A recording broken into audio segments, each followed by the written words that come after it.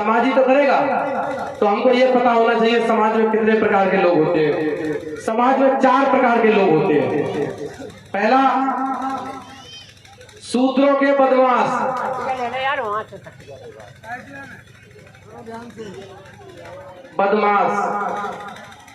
दूसरा, शूद्रों में हरिजन।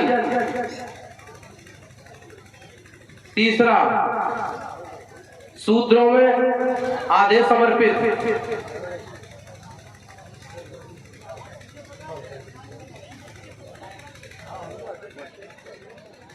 और चौथे में बोले वाले।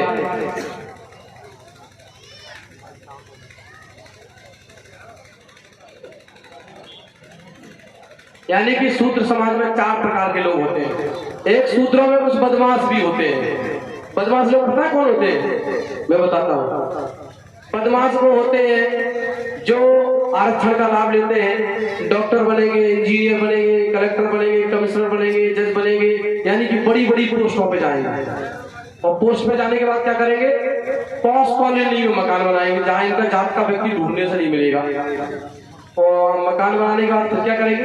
अपनी जात छुपा लेंगे। ऐसा सरनेम लगाएंगे जो उन तीनों लोगों से मिलता हो, ठाकुर बनिया ब्राह्मण से, और उनके बीच में उठना बैठना शुरू कर देंगे। जब उनके बीच में उठेंगे बैठेंगे तो वो क्या करते हैं? वो हमारे SC ST OBC समाज के लोगों को गालियां देते हैं या नहीं देते हैं? तो फिर जो बैठे रहते हैं बगल में, अगर उनने गालियां दी और जिनने नहीं दी तो समझ में आ जाएगी। जी बताओ, जो बगल में बैठो, जो राजौरिया लिखे, जो तिवारी लिखे, जो पांडे लिखे, जो भदौरिया लिखे, और जो गाली का नहीं दे रहा हो, हम मेरे गाली दे रहे, तो समझ में आ जाएगी। तो वो क्या करते हैं? वो गाली देता है 1 और जो गाली देता है 4। क्यों? नकली ज्यादा बजता है, असली कम बजता है, नकली ज्यादा बजता है, क्योंकि उसको अपनी नकलीपन छुपाना होता है। तो वो गाली 1 देता है, जो गाली 4 देता है। तो बताइए, जो जिस वर्ग में पैदा हुआ, जो बाबा साहब भीमराव अंबेडकर कांसीराम साहब के आंदोलन से आगे बढ़ा, जो फुले साहब के आंदोलन से आगे बढ़ा, अगर वो मक्कार आदमी ये कहे कि उनका मिशन चलाने से, उनका काम करने से ये समाज,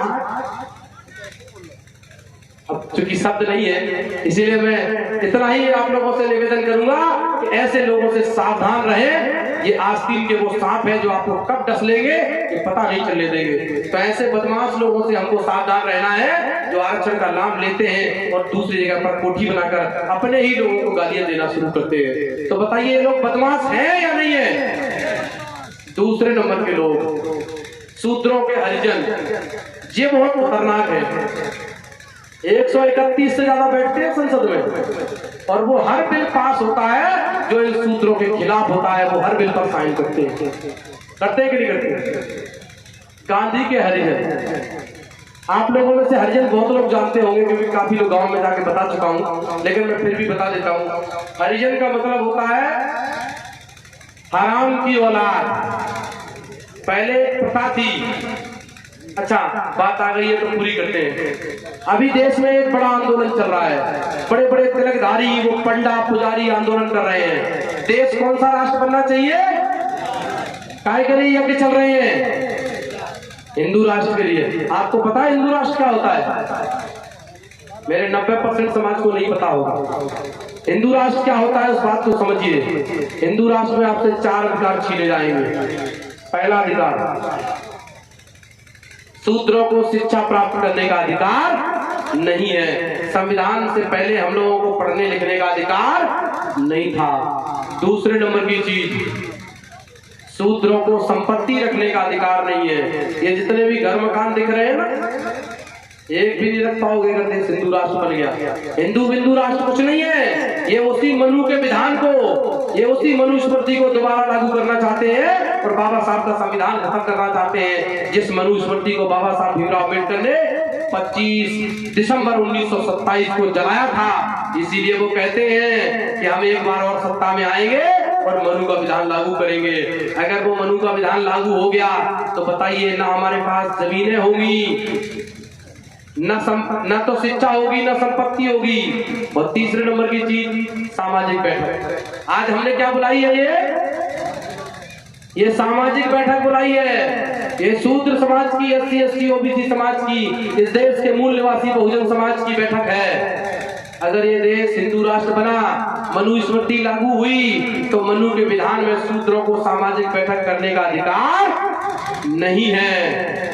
और चौथे नंबर की चीज, वो तो आपकी रूह कपा देगी। शूद्रों को सुंदर स्त्रियां रखने का अधिकार नहीं है। अगर आपको मेरी बातें गलत लगे तो 2 पिक्चरों का नाम बता रहा हूं, एक तीसरी आजादी और दूसरी शूद्र द राइजिंग। दोनों पिक्चरें जरूर देखना चाहते हैं। महिलाओं को छीनेंगे कैसे, जमीनें छीनेंगे कैसे? जमीनें छीनी, लगान बढ़ा बढ़ा कर। लगान जानते हैं? लगान आज टैक्स लगता है, पहले लगान लगती थी। हम पे 20 बीघा 4 बीघा जमीन है और 4 बीघा पर लगान लगा दी 20,000 रुपया बीघा, तो हम जमीन करेंगे कि छोड़ देंगे? छोड़ दी हमारे लोगों ने। मकान थे बड़े बड़े हमारे पास, तो मकान पर टैक्स लगा दिया 4 गुना 20 गुना, तो हमारे लोगों ने मकान छोड़ दिए और झोपड़ियों पर आ गए। सामाजिक बैठकें बंद करवा दी, क्योंकि जब शंभु ऋषि जैसा एक ऋषि हमारे समाज को शिक्षा देने का काम करता है, तो वो पुष्यमित्र सिंह उसकी आकर गर्दन काट देता है, जिसको लोग राम कहते हैं। हमारे लोगों की शिक्षा प्राप्त करने पर इतना कठोर दंड दिया गया कि अगर SC ST OBC समाज का कोई व्यक्ति शिक्षा का एक शब्द बोल देता है तो उसकी जुबान काट दी जाए। अगर एक शब्द सुन लेता है तो उसके कानों में पिघला हुआ शीशा डाल दिया जाए। इतनी तरीके से, इतने बुरे तरीके से हमारी शिक्षा को बर्बाद किया। और स्त्रियों की बात तो बहुत ही खतरनाक है। 2 प्रथाएं हैं, एक प्रथा है देवदासी प्रथा और दूसरी प्रथा है शुद्धिकरण की प्रथा और तीसरी प्रथा है कौन सी? करवा चौथ की प्रथा। ये 3 प्रथाओं से हमारे समाज की सुंदर बहू बेटियों को, ये प्रथाओं से हमारे समाज की बहन बेटियों को वो हमसे छीनते थे। तो उनमें से मैं शुद्धिकरण की प्रथा भी बताऊंगा, क्योंकि आज मेरा समाज यहाँ आया हुआ है।